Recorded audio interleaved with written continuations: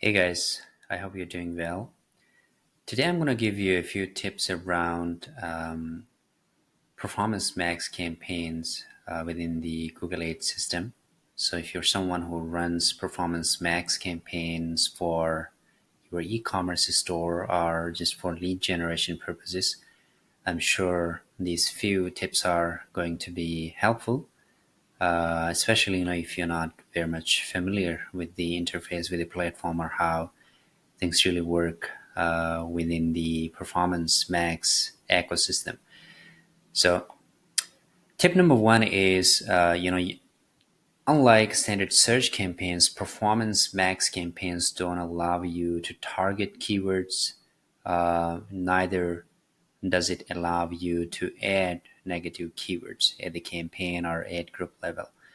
But there's a way if you want to, if some negative keywords are applicable for your campaigns at the account level. So, for example, you are a cement tile business and you have nothing to do with, terracotta tiles or ceramic tiles. All those keywords that are not related to the type of tile that you produce, if they should be on the negative list, regardless of the campaign, there's an option to do that in the case of Performance Max campaign. And the option it lives in the settings area. So you go to the settings and you choose the account settings. And over here, if you type in negative keyword, you will see that down here, right? So if you click on it and add new and, add those negative keywords, they are going to be applied to all your campaigns within this account. You can also, set the image type, right? Just like any other negative keyword in the case of those standard search campaigns.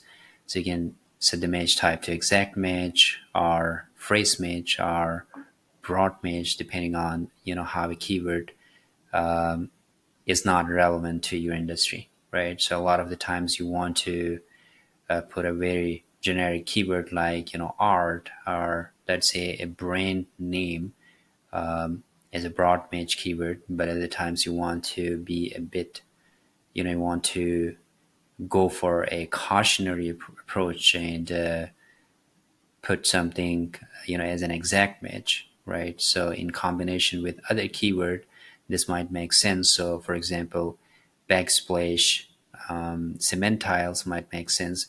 But if someone just goes to Google and types in backsplash, it's not going to make sense. And I want to put that on the negative list. So that's tip number one. Tip number two would be around, optimizing the campaign at the asset group level. So if you go to the campaigns and choose the campaign that you want to optimize, let's say in this case it's going to be terracotta tiles. Over here you have, the campaign level, then you have the asset groups level, and then you have some other options down there. But if you click on asset groups,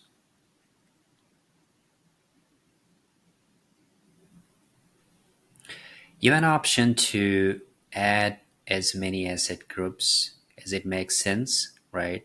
So one of the things to keep in mind is the asset groups have to be really relevant to, not just the ad copy. I mean, what you are trying to advertise through your ad, on places like Google search, on YouTube, within Gmail, etc.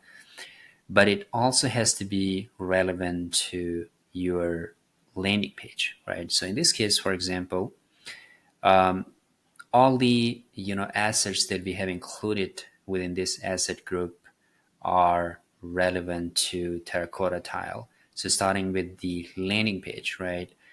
So if I open this landing page, it's going to list all the tiles that are in the terracotta collection, right? So it's the collection page.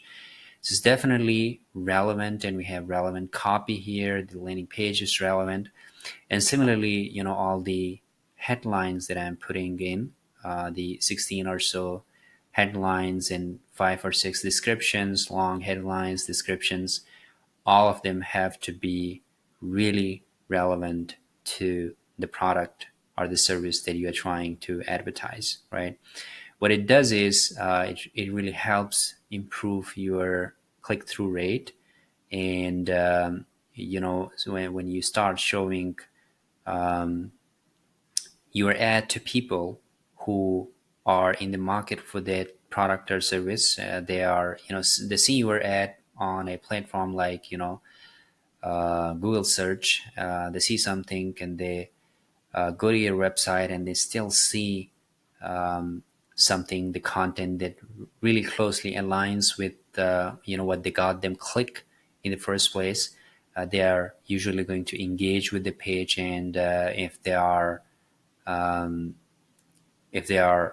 looking to buy that particular product or service, they may as well decide to buy from you, because you're providing them with better ad experience, better user experience, both through your ad assets and on your website.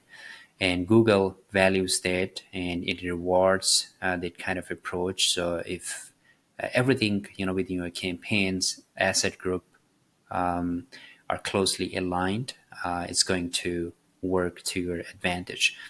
If you have other resources, so it's always a great approach to kind of come up with a good mix of action oriented and service information driven keywords in the headlines, and come up with the diverse mix of creative descriptions, action oriented descriptions, as enriching, as diverse, as effective as possible is great. But then it's also very, very important for you to not ignore these other components. So you need to include images. I don't know why it's saying 0 images while we have 17 of them in here. Sometimes it kind of its system shows that you don't have images, but you do actually have, so you can just ignore them. But you have to include images, up to 20 of them, as appealing and catchy as possible. And if you have some videos on YouTube, you can simply include, that would be great, up to 5 of them. And then your descriptions, your headlines have to be highly relevant. It's better to choose your call to action if you know what you are doing, right? So instead of letting Google choose a call to action for you, it always makes sense. So in if your case, if it's an e-commerce site, to always choose shop now, right? Because that's the most important thing you're concerned about.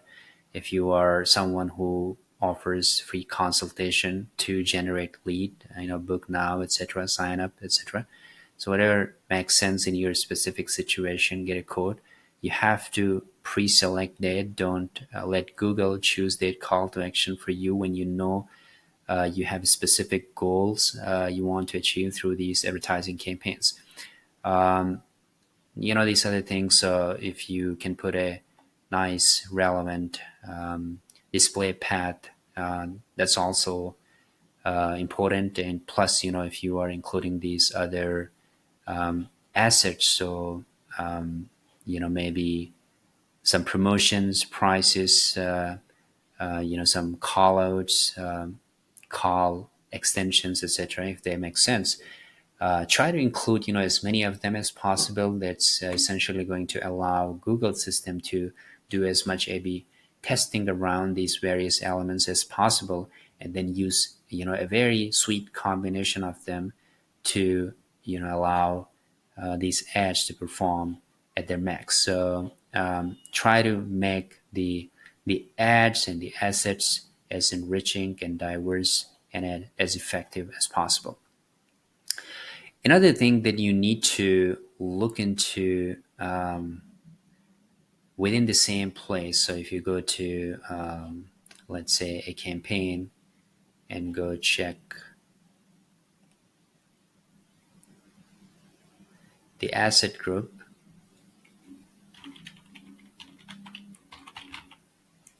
Let me go back, a step back. It's not showing on the menu panel. So let's cross this. Let's choose a campaign, this one, and go to campaigns, choose asset group. Over here, you have an option to use signals, right? Now, your signals, your audience signals have to be relevant as well, because within Performance Max, you don't have an option to kind of target keywords the way you normally do within a standard search campaign. So you don't have any specific target keywords. You can set match types and, go after people who are looking specifically for those keywords. But what you can do is, what you have control over is providing more insights, more data, feeding more information to Google system to kind of steer it in the right direction, making it understand as to, what are the types of people that you potentially want to target, or, what you want the Google system to expand around as far as its uh, searches and volume are concerned. So, for example, here, first of all, you provided all of these assets, and then down there you have this signal, and the very first option you have is search themes, right? So instead of putting in, let's say, standard keywords, just like you do in standard search campaigns, what you're doing is you're coming up with search themes, right? So broad search terms around something that your user might be searching for. So here we're not putting in a bunch of keywords related to lily tiles, right? So we have all these different collections, right? We don't want to spread all over the place and include everything that this brand offers. What you want to do is be more specific, right, as to what we have included and what the goal of this specific campaign is. That is to drive more customers for the terracotta tile collection.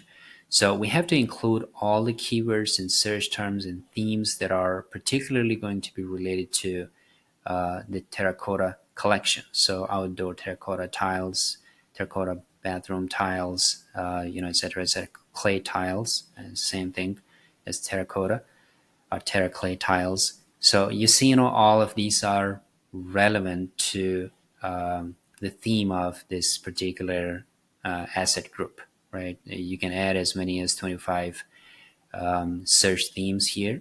And then when you go down, you have an option to further, refine your audiences based on your specific data, based on, their past interaction with your website, or you can choose based on, different other options. So, for example, you might be looking for some in-market audiences, so people who provide business services, people in the computers and peripherals niche, etc. So based on in market segments, you can also choose based on detailed demographic, right? So people whose education level is their college going students, marital status is they're single, in relationship, married, etc. in terms of their employment. So you do have these different options down there as well. A lot of the times, these might not make very much sense because you might not be finding the very specific customer avatar, the specific segment you're looking for, and you can say your audiences can be found within each one of these segments, right? So they could be, let's say, in terms of marital status, they could be both single and people in relationship, are those married couples. Or you can say, in terms of employment, it doesn't matter whether they are working with big corporations or small startups. It's equally fine. So if you are not sure as to who your target audiences are where they could be found in terms of these different segmentations, it's better to leave them blank, right? Not choose.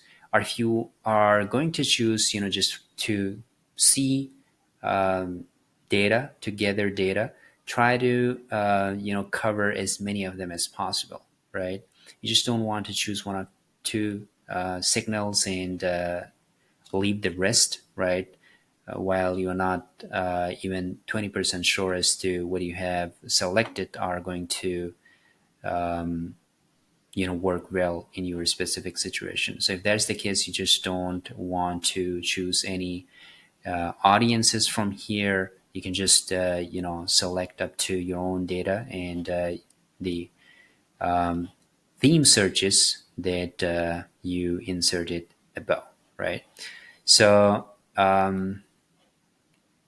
I think in my personal experience, this approach has really worked, particularly in the case of the e-commerce platforms, but it's equally effective when your goal is to drive, let's say, more leads on your website, and maybe generate more bookings or stir up the curiosity of your potential audiences and have them submit some forms or interact with you via chat.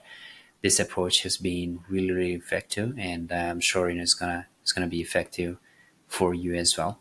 So that's all for you today around this specific campaign time, Performance Max campaign. But I will make it a point to come up with more useful tips around other forms of optimization in future videos. So stay tuned if you're not already subscribed to this channel, and I will hopefully see you in the next one. Have a wonderful day. Bye.